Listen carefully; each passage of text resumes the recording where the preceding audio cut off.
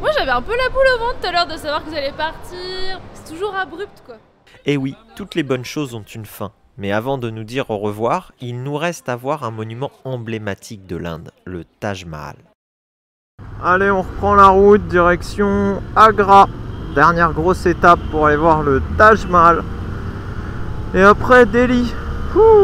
En tout cas, Jaipur, belle ville, mais grosse circulation quand même, c'est assez dense. Sauf là ce matin, ça va, c'est tranquille. Mais sinon, c'est vrai que c'est assez dense.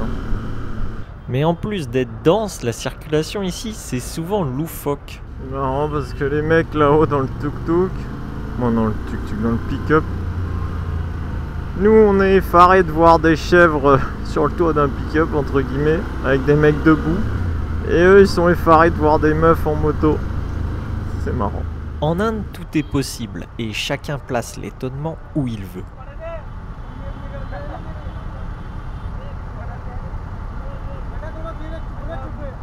Allez DJ, monte le son, direction le Taj Mahal.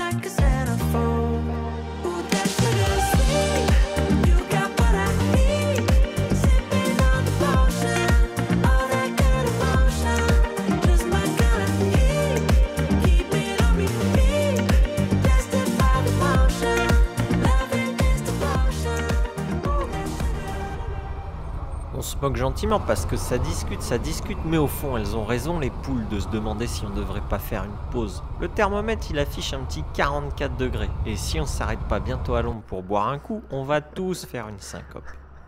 Il fait super chaud là. Je suis en train de brûler là. Il reste 20 minutes. Ouais je sais, je suis désolée mais... ça me mouille. Non mais à l'habitude. Pourtant c'est pas le plus chaud qu'on ait eu là. Mais au ressenti, là, il fait très chaud. À ce moment-là, tout est fait pour reprendre nos esprits et soulager nos organismes. Pulvérisateur, Coca-Cola, Camelbag, tous les moyens sont bons et mis en commun. Tu mets de la bave là partout là? Faut que tu le suces toi aussi le bout là après. Moi je suce pas ce bout là moi. Je sais pas où il a traîné ce bout. Je sais pas si c'est les blagues ou la chaleur, mais Elise elle est au bout de sa vie. Il nous faudra pas mal de temps, ici à l'ombre, pour nous hydrater, rigoler et enfin envisager de repartir. Vous voulez reprendre la route? Allez, automatique, là-bas. C'est ainsi qu'à l'image du tracteur en arrière-plan, on reprendra lentement mais sûrement la direction du Taj Mahal.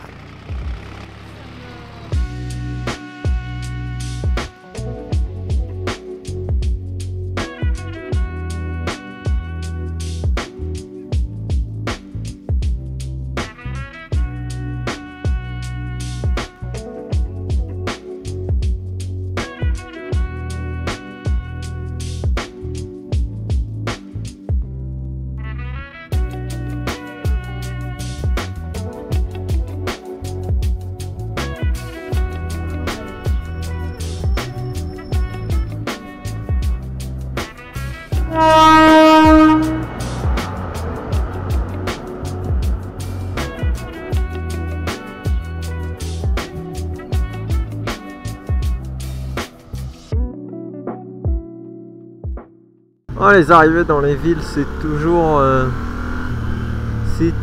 un défi physique. Hein. Surtout avec la chaleur là. La chaleur, 200 kg entre les pattes. Aïe aïe aïe aïe aïe, ça entretient mon corps d'athlète ça. Corps d'athlète, mais il faudrait que je me coupe les cheveux parce que j'ai pas les cheveux de l'athlète là. J'ai les cheveux du hippie ou de Bob Marley. Et ça va pas avec mon corps d'athlète. Ah, va falloir faire quelque chose. Allez, il reste 10 bornes à faire dans la folie, la joie et le klaxon. Ce qui m'a choqué dans cette arrivée à Agra, encore une fois, c'est pas tant le chaos routier indien, mais c'est que je m'y sens bien. Même très très bien. Je m'y suis fait à la conduite en mode slalom entre les motos, le klaxon en guise de clignotant et les contresens en guise de raccourci. À un moment, je me suis même dit que j'étais devenu inapte à la conduite en Europe tant j'étais incapable de respecter la moindre règle du code de la route. Oui, cette conduite en mode one again beast to fly, je dois avouer que je m'y suis totalement fait. Je vais même te dire un truc, ça me plaît incroyablement.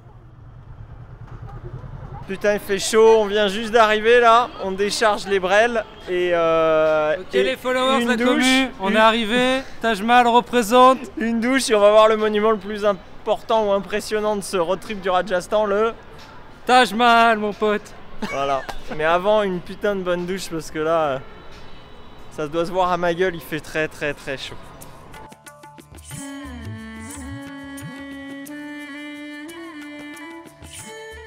Le Taj Mahal. Est-ce que j'ai vraiment besoin de te présenter ce monument emblématique de l'Inde? Cet énorme mausolée de marbre blanc, eh bien c'est un peu la cerise sur le gâteau de cette boucle du Rajasthan. L'édifice se situe au bord de la rivière Yamuna et est entouré de jardins bien entretenus avec des bassins d'eau qui reflètent son image. C'est un lieu extrêmement vivant, tu ne peux pas venir ici et échapper aux traditionnelles photos en tout genre. La construction de l'édifice a débuté en 1632 et elle a duré 22 ans. C'est l'empereur moghol Shah Jahan qui bâtit le mausolée en mémoire de son épouse bien-aimée. Sur le plan architectural, c'est un édifice de 73 mètres de haut, entièrement en marbre blanc et incrusté de pierres précieuses telles que le jade, le cristal ou encore l'onyx. Une grande partie des murs est recouverte de magnifiques calligraphies issues du Coran. Un subtil agrandissement progressif de la taille des caractères permet de donner l'illusion que les inscriptions sont de taille constante même quand tu lèves la tête. Le Taj Mahal, il est entouré de 4 minarets, et si tu as l'impression qu'ils sont légèrement penchés, sache que c'est normal. Ils sont tous inclinés vers l'extérieur pour protéger l'édifice en cas de tremblement de terre. Tout cela témoigne du génie des architectes mongols et donne une dimension sacrée et spirituelle au Taj Mahal conçu comme un véritable jardin du paradis sur terre.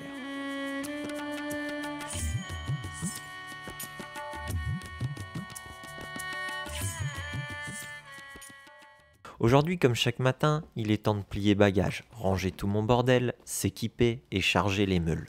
Mais ce jour, il est un peu particulier.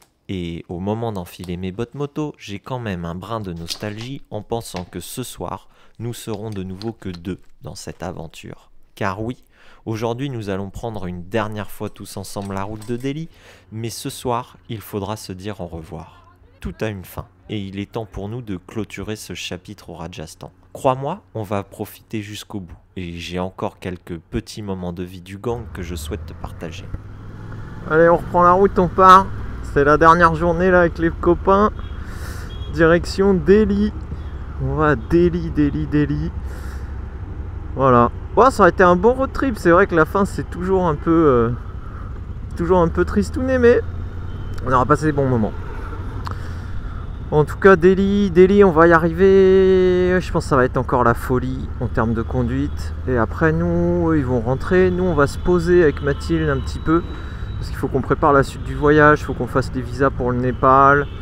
Il faut qu'on voit, parce que apparemment la Birmanie, on ne peut pas la traverser. Frontière terrestre, elle est fermée. Donc, on va trouver un plan B. Il faut s'adapter. Et voilà, on va avancer. Donc, road to Delhi.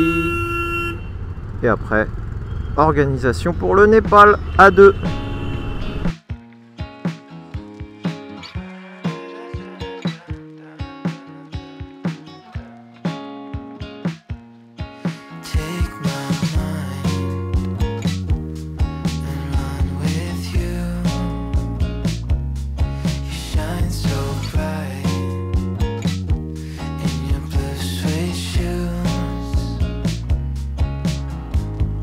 I don't got no real estate and nobody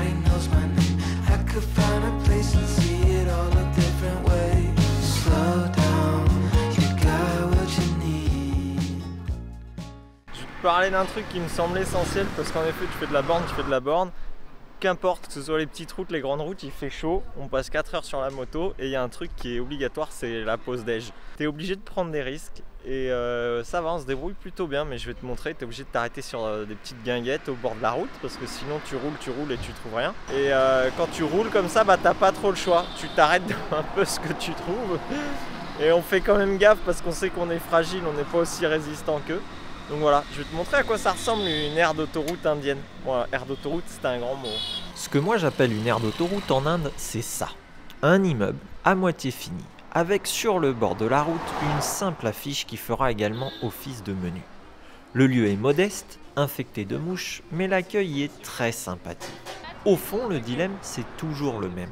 Trouver un subtil équilibre entre la préservation de notre flore intestinale et l'envie de découvrir de nouvelles saveurs. Ici, on aura la chance d'avoir une vue imprenable sur les cuisines et de pouvoir admirer en direct le cuistot durant la préparation de nos nanes. Je t'avoue que manger des nanes tout chauds qui sortent directement du four, ça me botte bien. Au niveau des plats, ça sera végétarien. Riz, lentilles, curry, épicant toujours et quelques sauces mystérieuses. Parce qu'en Inde, l'aventure elle n'est pas que sur la moto, elle est aussi dans l'assiette. Allez, distribution de plateau et à table.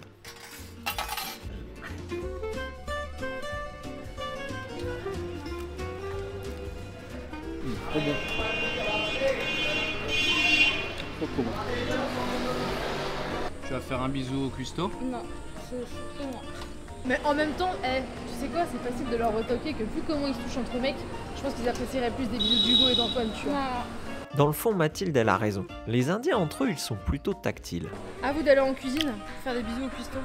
Ça a marché donc. Shifumi? Une fois la pause déjeuner terminée, il est temps de reprendre la route pour un ultime tour de piste jusqu'à la capitale indienne. Nous arriverons à Delhi en fin de journée, sous un soleil de plomb. Et l'ultime épreuve de ce voyage, eh bien, c'est de rejoindre Karol Bagh, le quartier des motos pour rendre les locations. Évidemment, si on arrive avec les 2 motos entières, c'est quand même mieux. Ah, c'est le rond-point de l'Étoile en version... Wow, en version plus costaud. Il a réussi à me coincer dans le cul. Il avait calé, je crois, devant. Allez, là on arrive dans le quartier des motos. Ce quartier c'est le Zbeul, c'est le bordel sans nom. Ouais, là c'est vraiment le coin, tu vois, mécanique sur le trottoir. Mécanique tout, tuk-tuk, moto. Ah là là, moi à Paris, dire que j'ai honte quand je fais une vidange sur le trottoir. Ah là je serai à la maison, hein. Je serai à la maison. Des motos partout, des vendeurs de motos partout, tu trouves tout, t'achètes tout, tu répares tout. C'est une dinguerie ici. C'est une dinguerie. Et on est au milieu du bordel des loueurs de motos, vendeurs de motos en tout genre. C'est vrai que c'est un quartier un peu atypique. Et là on rend les 2 motos d'Hornet et Lise. C'est vrai que on a chaud et ça risque de prendre un peu de temps parce qu'ici tout prend du temps. Donc voilà, on patiente. C'est vrai que c'est un peu dommage, ça signifie la fin du trip, mais c'était tellement cool. Et voilà. J'aurais tant à dire sur ce road trip moto au Rajasthan. Je pourrais encore et encore te parler de la splendeur des palais et des temples que nous avons traversés. Je pourrais passer des heures à raconter ces liens d'amitié tissés sur la route, nos fous rires partagés, ou encore le courage incroyable de Lise, qui, à son arrivée, ne savait même pas conduire une moto. Mais au fond, je crois t'avoir déjà tout raconté. Et peut-être que la meilleure façon de refermer ce chapitre, ce n'est pas avec mes mots, mais avec ceux de mes amis. Lise et Hornet, qui ont eu l'audace de nous rejoindre en Inde pour vivre à nos côtés un bout de cette incroyable aventure. L'Inde, c'est ouf. Tout le monde était très sympa et il y a beaucoup d'entraide. Malgré qu'il y ait énormément de monde, tu peux t'arrêter n'importe où et quelqu'un va t'aider. Moi, j'ai kiffé. J'étais avec mes amis, j'étais avec mon amoureux. Et c'était un super voyage. Non, tout était génial et j'ai trouvé une très bonne copine en la personne de Mathilde. Grave content d'être venu. Je suis content que Hugo nous ait accompagnés dans un road trip comme ça. L'agence Malocu, elle nous a fait un road trip de ouf, tu vois. Hugo nous a servi le road trip sur un plateau d'argent. Et voilà, je pense que voilà, on ressent ce que Mathilde ressent en fait, de se faire bercer comme ça dans un truc de bienveillance et c'est hyper satisfaisant quoi. Alors, les Indiens, c'est c'est exceptionnel. One phrase, one phrase for Indian. All is possible is India. Ram ram mere dost. It's pure India. Best life. Namaste.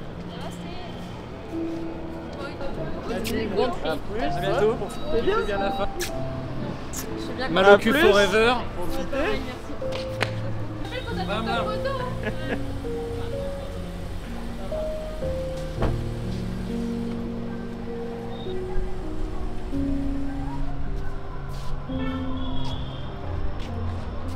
Putain, on est plus que tous les deux maintenant. Bah non, mais c'était trop bien les 3 semaines avec eux, là, ça va être trop dur. Mais ça faisait trop plaisir de voir du monde, d'être avec des gens, d'être soudés et tout, d'être en groupe et tout. Je suis bien avec toi, hein, mais c'est pas pareil quoi. Moi j'avais un peu la boule au ventre tout à l'heure de savoir que vous allez partir. C'est toujours abrupt quoi. Tu sais, c'est un peu brutal quand les gens y partent. Tiens. Voilà.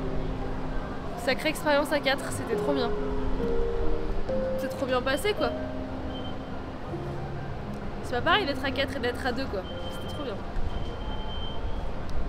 Regarde, j'ai appris un nouveau truc. Quoi? J'ai appris que quand tu faisais là, il me le dit maintenant aussi, cette espèce d'abruti. T'as appris ça là? Le dernier jour? Oui, avant-dernier. Avant-dernier. T-shirt mouillé, téton qui pointe, hein. Là, Non mais toi te trouves pas le jour où tu charges la vidéo sur YouTube hein. Parce que quand tu vas mettre celle-là, t'auras l'air d'un gros con hein.